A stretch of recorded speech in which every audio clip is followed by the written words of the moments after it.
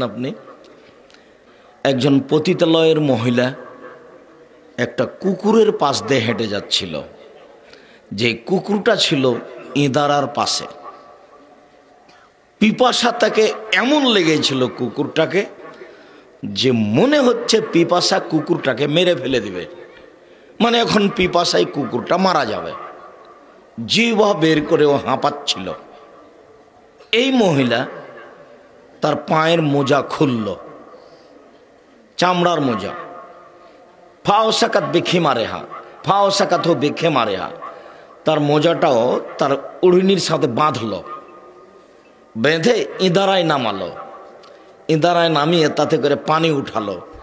পানি উঠিয়ে এই কুকুরকে পান করালো। ভাগ্য ফেরা লাহা। এই কারণে এই মহিলাকে ক্ষমা করে দেওয়া হয়েছে। তো উনি ক্ষমা করলেন শাকুর হিসাবে। আমি এইভাবে কোনোদিন বুঝিনি। উনি যে শাকুর, মানুষের শুকরিয়া আদায় করেন, থ্যাংক ইউ দিয়ে আসলে শুকরিয়া আদায় হয় না। উনি তার মতো শুকরিয়া আদায় করেন যে এইরকম আমি এইভাবে কোনোদিন বুঝতে পারিনি।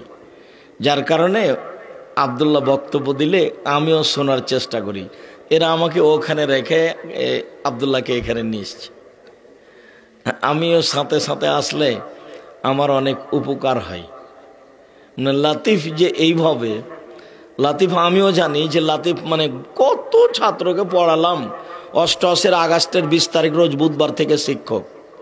ছাত্রদেরকে আমি কতদিন পড়ালাম লাতিফ, মানে সূক্ষ্ম থেকে সূক্ষ্ম যিনি জানেন।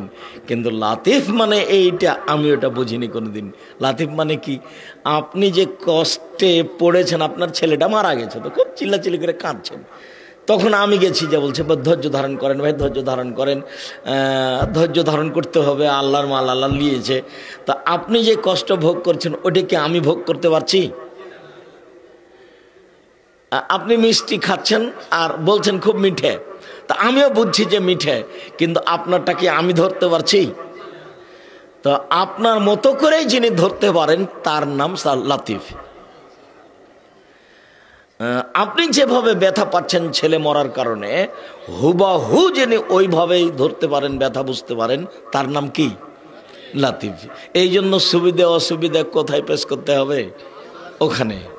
তো শাকুরের অর্থ এইভাবে আমি আসলে বুঝিনি কোনোদিন। জাযাহুল্লাহ খায়র।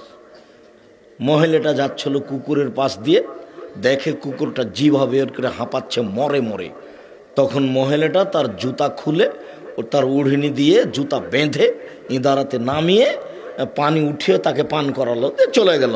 তখন আল্লাহ নবী বলছেন, বুখারী মুসলিমের হাদিস, যে ওই মহিলাকে ক্ষমা করে দেওয়া হয়ে গেছে, জান্নাতে চলে গেছে। সামান্য একটু কাজে আল্লাহ খুশি হয়ে গেছেন, তো যাও, তোমার পাপ আর আমি দেখলাম না, যাও।